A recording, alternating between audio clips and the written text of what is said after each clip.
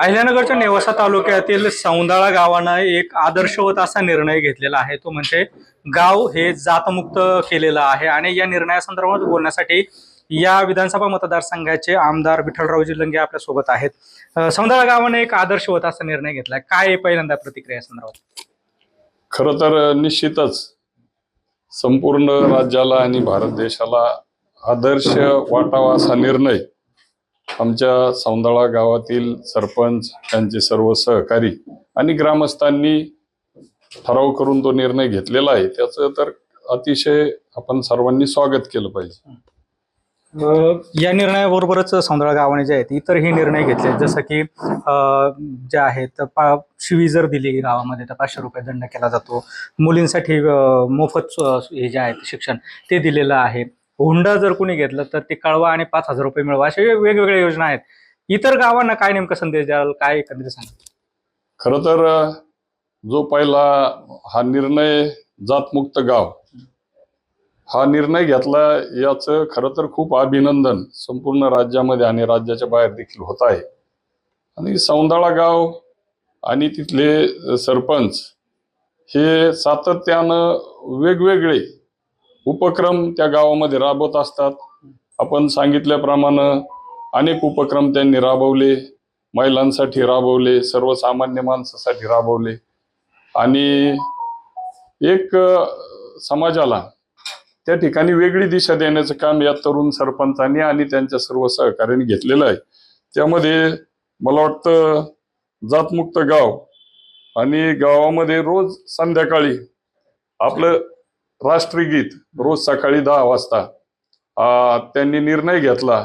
आणि या राष्ट्रगीत 10 वाजता सुरू झाल्यानंतर संपूर्ण गाव जिथपर्यंत आवाज जातो तिथपर्यंतची व्यक्ती, आमच्या महिला भगिनी असतील, तरुण असतील, ज्येष्ठ असतील, ते उभा राहून त्या आपल्या राष्ट्रगीताचा सन्मानार्थ ते त्या ठिकाणी थांबतात आणि ते राष्ट्रगीताला देखील ते एक आदर्शवत हा पण निर्णय आहे. महिलांसाठी निर्णय घेतले, त्या ठिकाणी लग्नाला, मुलीच्या लग्नाला 5,000 रुपये ते देतात. अनेक, मला तर यादीच आहे माझ्या समोर. आणि हे निर्णय घेतल्यामुळे निश्चित नेवासा तालुक्याचा देखील एक मान उंचावी असं काम या ग्रामपंचायतने केलेलं आहे. विशेष म्हणजे या गावामध्ये जिल्हा परिषदेची जी प्राथमिक शाळा आहे त्या सरपंचाचं आणि ग्रामस्थांचं सर्वांचं त्या ठिकाणी लक्ष असल्यामुळं, आपण जसं एखाद्या कॉलेजला ऍडमिशनसाठी आमदारांकडं ग्रामीण भागातून लोक येतात, तसं जिल्हा परिषदेच्या शाळेत आम्हाला ऍडमिशन द्या म्हणण्यासाठी, मागण्यासाठी आमच्याकडे येतात. मग आम्ही तिथल्या शिक्षकांना, सरपंचांना विनंती करतो. म्हणजे एवढी आदर्शवत शाळा, ग्रामीण भागातले गोरगरिबांचे विद्यार्थी त्या ठिकाणी शिकतात. म्हणजे असे अनेक चांगले निर्णय या ग्रामपंचायती घेतले. इतर हे मतदारसंघातील आपले जे गाव आहेत त्यांना आपण काय नेमकं आवाहन कराल या गावासंदर्भात? खरं तर अनेक विषय आहेत. विधवांसाठी भाऊबीज आहे, विधवांसाठी रक्षाबंधन आहे, प्रत्येक दिवाळीला मानसी 1.5 किलो साखर दिली जाते. आणि त्याच्यामुळं मी तर म्हणतो आता जवळजवळ अनेक ठिकाणी नवीन पिढी, शिक्षित पिढी, आमच्या महिला भगिनी देखील अनेक ठिकाणी सरपंच म्हणून त्या ठिकाणी काम करतात.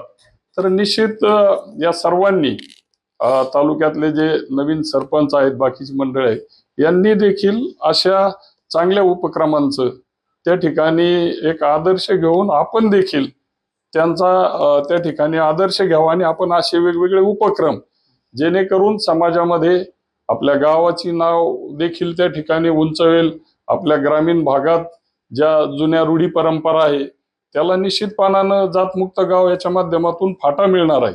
खरं तर आता हा तालुका म्हणजे एक डाव्या विचारसरणीचा तालुका आहे आणि आमचे मित्र सरपंच त्या शरदराव आरगडे, त्यांचे सर्व सहकारी हे देखील त्या पद्धतीनं वेगवेगळे उपक्रम राबवत आलेले आहेत. त्यांचे वडील कॉम्रेड बाबा आरगडे यांचं सातत्यानं मार्गदर्शन असतं आणि म्हणून समाजाला भावतील असे निर्णय त्यांनी वेगवेगळे घेतलेले आहेत.